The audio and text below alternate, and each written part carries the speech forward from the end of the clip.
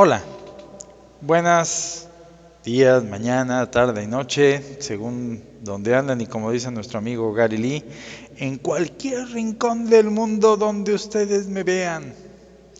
Bueno, hoy no les digo que vayan por las palomitas porque creo que hoy seré rápido porque como todavía estoy trabajando en el asunto que les comenté de preparar una serie que fuera el pasado, el presente y el futuro de la iglesia.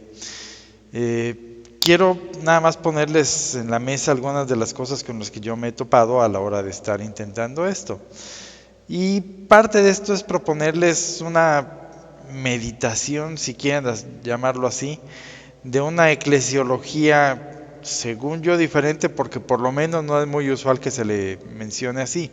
Eclesiología entendida como el estudio de la iglesia. Ahora bien, esto va en relación a lo que tradicionalmente ha sido la iglesia que todo el mundo había conocido hasta antes del concilio. Y por lo tanto todavía seguimos en el asunto de la iglesia de Oz, donde nos dimos cuenta pues que ya no estamos en Kansas. Entonces vamos para allá. Parte de todo esto inicia porque yo creo que para unas gentes como nosotros, malditos sedes, el que interregnum esté entre nosotros puede representar una ventaja si es que lo tomamos con la óptica adecuada. Algo que interregnum nos ha hecho es decir, señores, ustedes están dormidos en sus laureles de Vascas. La realidad no es tan facilita como ustedes la pintan de, ok, ya me salí de la iglesia conciliar, estoy en la resistencia, todo resuelto, felices todos aquí. No, de ninguna manera tenemos toda la vida teológicamente resuelta nosotros aquí en la iglesia sin papa. ¿Por qué?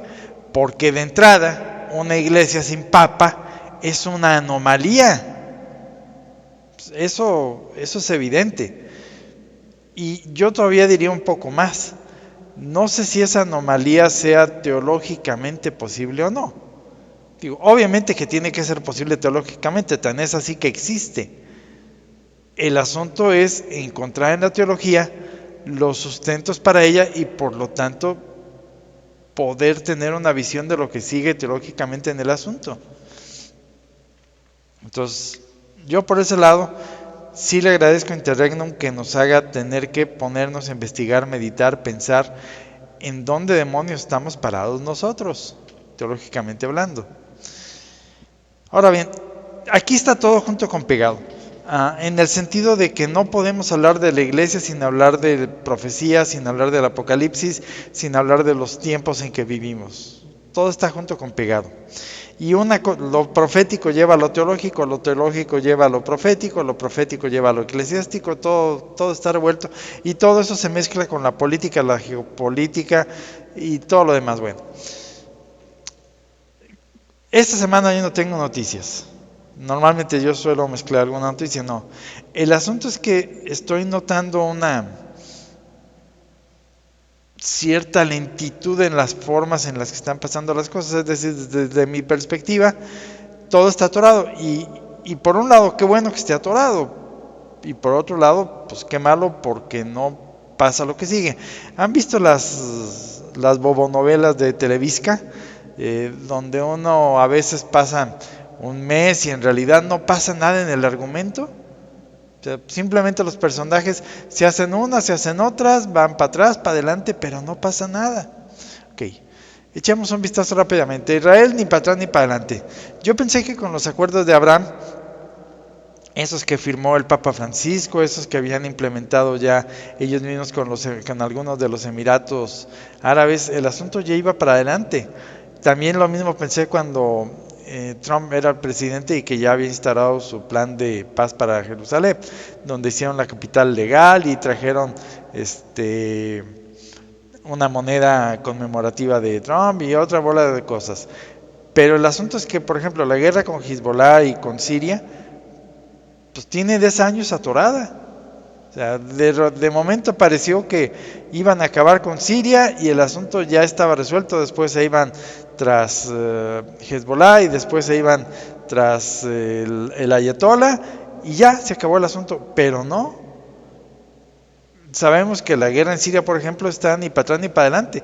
Los rusos han despejado el camino, pero los americanos no terminan por irse, Israel no termina por ganar o perder esa guerra, sino que está en un impasse. El gran reset que yo pensé que ya nos venía con el Coronaplan, pues no llegó. Parecía que ya hace un par de años nos iban a dar la apertura de todos los archivos UFO con el cambio de nombre que le hicieron en aquel entonces y que ya íbamos para adelante, pero no.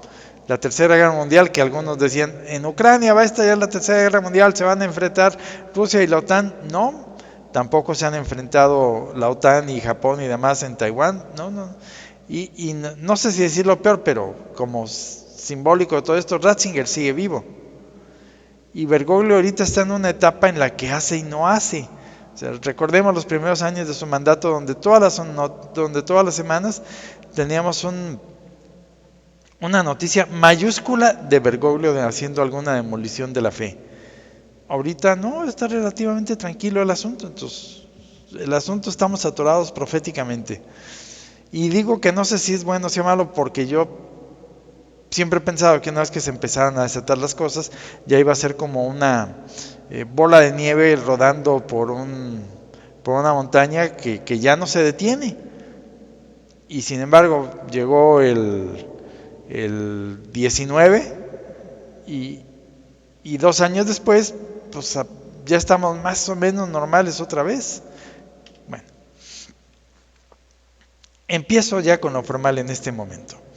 Hay un libro que se llama La Iglesia de Cristo, donde define teológicamente los asuntos relativos a la iglesia y en este capítulo en particular habla de los milagros como una propiedad de la iglesia.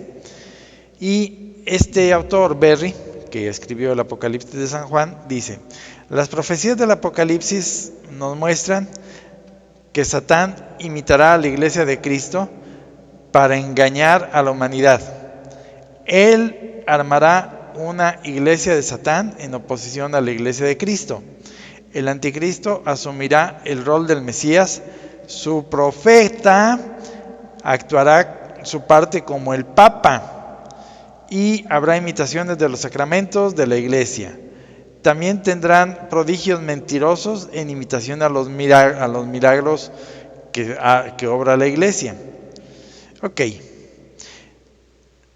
Nosotros decimos, y lo hacemos desde la óptica únicamente deductiva, que la iglesia del concilio es la iglesia de Satanás. ¿Por qué? Porque está engañando a todo mundo, haciéndola pensar que esa es la iglesia católica. El anticristo asumirá el papel de su Mesías, que todavía no llega, y lógicamente el profeta, ese viene antes que él, hará el papel de papa. Entonces ahorita tenemos un Bergoglio haciendo el papel de papa en la iglesia conciliar. Y ellos ya tienen lo que nosotros los malditos seres decimos, las imitaciones de los sacramentos. Y yo diría que algunos prodigios de este tipo hay en la iglesia conciliar, porque más de uno dice que hay todavía milagros eucarísticos en sus misas. Bueno, aquí el asunto es el papel del papa, donde estoy viendo las dificultades en la interpretación. ¿Por qué? El papel de San Juan fue anunciar la venida de Cristo y llamando a la doctrina verdadera. El papel de Bergoglio es llamar a la falsa doctrina a todo mundo. Hasta ahí vamos bien y es comprensible. El asunto es que en un momento dado San Juan y Jesucristo nuestro Señor se encontraron físicamente y dijo: Él es. Yo no sé si Bergoglio, así como Juan Pablo II no lo fue y así como no lo fue Pablo VI, estarán para señalar al que es su sucesor, su futuro Mesías. Y es ahí donde de entrada yo veo un par de dificultades en la interpretación. Ahora, por otro lado, nos dice aquí que habrá una iglesia de Cristo que engañará a la humanidad haciéndola pensar que es la católica. Es una iglesia paralela en oposición a la iglesia de Cristo. ¿Qué nos dijo Nuestra Señora de Nazaret? La iglesia será eclipsada, Roma perderá la fe y se convertirá en la sede del anticristo. La iglesia ya sí, o sea, esto es una confirmación del Apocalipsis. La Saled es una confirmación del Apocalipsis, sin duda. Y de lo que este tipo, el padre Berry, escribió hace más de 100 años, o alrededor de 100 años. Y él, para mi gusto, describió a la iglesia conciliar sin verla, adelantándose un centenar de años a su realidad. Ahora, ¿qué nos dice aquí Nuestra Señora? ¿La iglesia será eclipsada? Sí.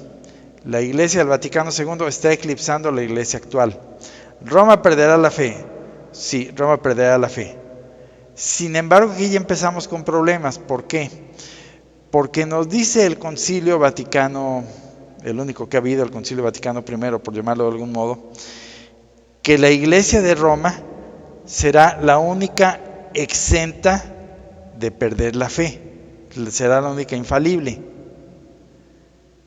Y como esta me estoy topando con otra serie de aparentes contradicciones, y conste que digo aparentes, entre lo que nosotros sabemos de la eclesiología y lo que nos dice la iglesia o la realidad. Ahora bien, se supone que todo el asunto es que uno de los profetas, el profeta principal del anticristo, tiene que llegar a anunciar la llegada al Ánimos. Ahora bien, ¿cuánto falta para que llegue al Ánimos? Me topé en uno de estos días, y lástima que no tengo la memoria de Interregnum, que ese señor, mis respetos por su memoria, una cita que no recuerdo dónde la vi, donde decía que cuando la maldad de los hombres, o algo así, no recuerdo la cita, pero decía algo de que cuando la maldad de los hombres sea tal que ya prácticamente esté Dios fuera de las vidas de todos, de muchos, de la mayoría, el ambiente estará preparado, la mesa estará llamada para, con esta maldad que reina entre los hombres, estarán llamando al anticristo a que venga a reinar sobre ellos. Ahora bien, y aquí empezamos con las consideraciones. Esta maldad de la humanidad, de entrada, puede ser de dos modos, o física o moral. Si es física, significa que todos nos vamos a matar a todos vamos a odiar a todos, y Jesucristo nuestro Señor también nos dice que la caridad se enfriará en mucho, pero no nos dice que la caridad estará totalmente ausente. Él dice enfriará. Y esta maldad también puede no ser tan grave, donde todos físicamente le agarremos cuchillos y matemos al prójimo, sino moral. Y lo más grave de esta maldad moral es el rechazo de Dios y su plan de salvación. Que esto es lo que ya estamos viendo. O sea, este grado de maldad moral, ya la tenemos. No sé si las cosas aún tengan que empeorar para que venga el Ánimos, o si este grado de maldad ya será lo suficiente para tenerlo ya a las puertas. Y seguimos con las dificultades en la interpretación. Sabemos que el Ánimos va a hacerse pasar por el Mesías, eso no tiene vuelta de hoja. Y sabemos que los hermanos mayores en la fe, según nuestro buen amigo Juan Pacho II, sí lo aceptarán como tal, como su Mesías. Pero, y nosotros sabemos, o la profecía nos indica, que su profeta es el profeta de la iglesia conciliar, que se dice católica, y es ahí donde viene el punto.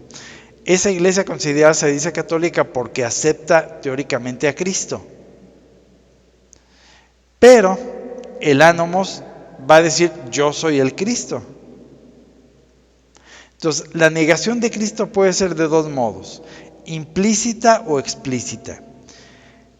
Bergoglio y toda la iglesia conciliar implícitamente niegan que Cristo sea Dios. Eso ya lo sabemos. ¿Por qué? Porque desde el momento donde ponen en pie de igualdad a todas las iglesias, es decir, el ecumenismo, están diciendo que la de Cristo es solo una iglesia entre tantas. Por lo tanto, Cristo no es Dios porque no es una iglesia única y especial. O sea, ahí están negando implícitamente que Cristo sea el Mesías, que Jesús, la persona humana, sea a su vez Dios. Eso lo están negando implícitamente. El asunto es que aparentemente tienen que hacer esa negación explícita. ¿Por qué? Porque si no, los hermanos mayores en la fe no lo aceptarán. Para ellos nunca ha venido el Mesías, entonces tiene que decir por primera vez viene aquí. Por lo tanto, los 2000 años que la Iglesia Conciliar dice que tiene, aceptándolo, son mentira. Entonces, ¿cómo le van a hacer en la Iglesia Conciliar para negar explícitamente a Cristo? No tengo idea. Pero no sé si se requiera una negación explícita. Yo supongo que sí, porque no creo que el ánimo se conforme con hacerse pasar por. Yo creo que él quiere que lo respeten por sí mismo. Eso por un lado. Por otro lado, los padres de la Iglesia nos dicen, o tomando este punto de partida, que la Iglesia será en sus finales, que nosotros decimos que ya son ahora, como en sus inicios. Ahora bien, el problema es cuándo nace formalmente la Iglesia. Algunos opinan que la Iglesia nace en el Calvario el costado abierto de nuestro Señor Jesucristo. Algunos dicen que nace ahí. Okay. Si eso fuera cierto, al pie de la cruz estaban básicamente Nuestra Señora, la Virgen María, y el apóstol San Juan y algunos otros pocos, pero básicamente ellos dos. Y ahora bien, el apóstol San Juan es jerarquía. Entonces, si la Iglesia ha de ser en sus finales como en sus inicios, necesariamente de aquí podríamos deducir que en sus finales, es decir, ahora, debería de haber jerarquía, contrariamente a lo que opina Interregnum. Ahora bien, el problema es que aparentemente y según otros, no nace exactamente ahí. ¿Por qué? Porque fue en Pentecostés cuando la Iglesia, entendida como sociedad humana, inicia su chamba, y eso después de recibir al Espíritu Santo y de haber perdido el miedo y de una serie de cosas, y después de haber tenido 40 días a nuestro Señor, donde según la tradición les estuvo enseñando lo que eran los sacramentos, lo que era su función sacerdotal, lo que era la función episcopal, etcétera, etcétera, etcétera. Aparentemente ahí es donde inicia su labor pública como iglesia. Sí, ciertamente ahí también ya tenía una jerarquía, pero era bastantita más numerosa. Entonces, el asunto es formalmente cuándo inicia la iglesia. Y es uno de los asuntos que estoy tratando de investigar, porque nos ayuda a dilucidar los finales. Y aquí en todo esto nos encontramos con una serie de asuntos que se revuelven hasta en paradojas, yo diría, y a ver si aquí alguien me puede ayudar en ello. Porque obviamente no pueden ser paradojas. ¿Por qué? Por lo que nos dice el de las reglas estas de discernimiento, donde nos dice que aunque yo lo vea blanco, si la iglesia me dice que es negro, pues es negro y punto final. Aquí les va una. No digo que sea la principal, pero aquí les va una. Primero, nosotros sabemos que Jesucristo le dio a la iglesia el poder de atar y desatar. Lo que ates en la tierra quedará atado en el cielo. Es decir, tú, iglesia, determinas algo, sí, yo cielo lo respeto. Y lo hago tal como si fuera mío, como si el mandato fuera mío propio. Ahora bien, la iglesia nos manda a todos los miembros de la iglesia, bajo pecado, que todos comulguen al menos una vez al año, y entiendo que este pecado es grave, o lo que es lo mismo mortal, o lo que es lo mismo impide que entres al cielo, si no lo cumples pues. Y por otro lado, nuestro amigo Interregnum nos dice que la voluntad positiva de Dios es la destrucción de la jerarquía. ¿Por qué? Porque su último papa ató que nadie más pudiera hacer nada más. Entonces, resulta ser que entonces el propio Dios está impidiendo que la iglesia, que los fieles de la iglesia cumplan con las leyes de la iglesia. Y eso es un contrasentido. Y aún dejando de lado el asunto de Interregnum, nos dice el profeta Daniel que el sacrificio continuo será eliminado. Entonces, ¿cómo recaramba se supone que nosotros cumplamos la ley de la comunión anual si Dios mismo nos quita ese medio? Y digo que esto no puede ser algo definitivo porque Dios no se contradice. Entonces, ¿esto tiene una solución teológica? Sí. ¿En algún lado? Sí. Yo la estoy buscando. Cambio un poquito de tema. Y aquí es donde quiero proponer un nuevo enfoque, si lo queremos llamar, y a lo mejor no nuevo, sino poco usual de lo que es la iglesia. Nos han dicho cientos de definiciones de la iglesia, que la iglesia es el cuerpo místico de Cristo, que la iglesia es la institución formal que Cristo creó, fundó para perpetuar sus enseñanzas. De las parábolas de nuestro Jesucristo, nuestro Señor, deducimos que la iglesia es el reino de Dios en la tierra. Nos dicen que es el cuerpo social de todos los que profesan la fe ortodoxa, y 100 definiciones más. Okay. Yo quiero proponer una definición de trabajo que nos va a servir a cada uno de nosotros en lo personal, porque nos clarifica el panorama que no nos clarifican estas definiciones, que sí es verdad, que son verdaderas, pero no muy explícitas en su contenido. Vamos para allá. Yo quiero proponer esto como definición de la iglesia, que es la unión, asociación, sociedad de todos los hombres que libremente, y esta palabra es clave, han cedido, otorgado, entregado, rendido, desprendido de su dos atributos básicos de todo humano, y ahorita vamos a las objeciones. Por un lado intelecto y por otro lado voluntad, a fin de que Dios los adoctrine, les indique, les mande cómo han de transcurrir los días de su vida, desde que nacen hasta que mueren, a fin de que acepten cada una de esas personas la redención que Dios mismo proveyó, y a través de ella busquen la salvación de sus almas, de sus personas y de las personas que les rodean y de todos los demás, como su finalidad en la vida. Ahora bien, ¿por qué hago aquí hincapié en el asunto de intelecto y voluntad, que son los dos principales atributos del hombre?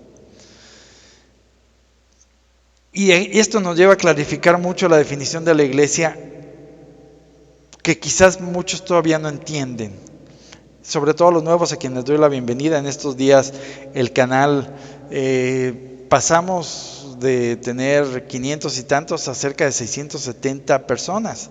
Entonces, bienvenidos a muchos de los que han entrado, bienvenidos a la discusión, y espero que esto lo encuentren interesante, por lo menos motivante intelectualmente a que estudien. Si es la sociedad de las personas que han rendido voluntariamente su intelecto y su voluntad, resulta ser que las personas que de entrada dicen, sí, te rendo mi voluntad, y luego retiran esa voluntad de amar las cosas que Dios le propone, sobre todo su ley, entonces esas personas pecan mortalmente. ¿Por qué? Porque preferí una serie de cosas, como por ejemplo los 7 pecados capitales, a la voluntad de Dios, que me dice no hagas esto, no hagas esto, no hagas esto, no hagas esto. Entonces, ¿sigo siendo miembro de la iglesia? Sí, pero soy un miembro de la iglesia muerto, así lo llama la iglesia, muerto. ¿Por qué?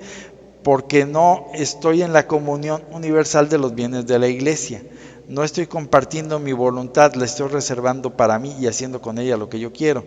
Ahora bien, el caso del intelecto es todavía más grave. ¿Por qué? Porque cuando yo rindo mi intelecto a Dios, lo primero que hago es decir, ok Dios, te creo todo lo que tú me dices y por lo tanto te creo todos los dogmas.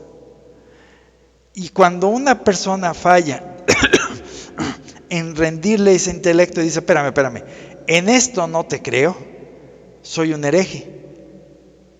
Y en ese momento dejo de pertenecer a esa sociedad. Entonces, si se fijan, aquí están los 2 grados de fallas en los apegos a estas 2 propiedades de las personas, intelecto y voluntad. Fallas en el intelecto, sí, eres un hereje. Fallas en la voluntad, sí, eres un pecador, pero todavía miembro de la iglesia.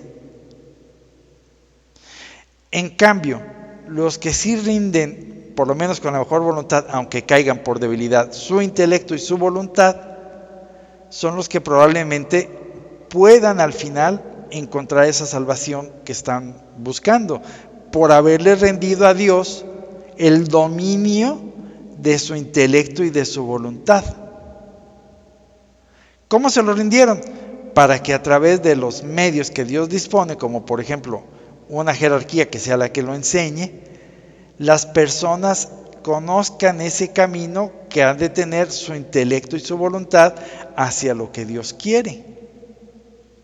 Entonces yo encuentro que esta definición operativa de la iglesia nos da más modos de trabajo y nos puede encaminar un poco hacia finalmente resolver los enigmas de Interregnum, y no nomás los de Interregnum, todos los demás que les estoy planteando aquí, que tenemos que dilucidar finalmente cuál es la iglesia del fin de los tiempos, porque obviamente la iglesia del fin de los tiempos es distinta a la iglesia de la cristiandad, entendida cristiandad como la que era la unión de las naciones que vivían bajo la ley de Cristo.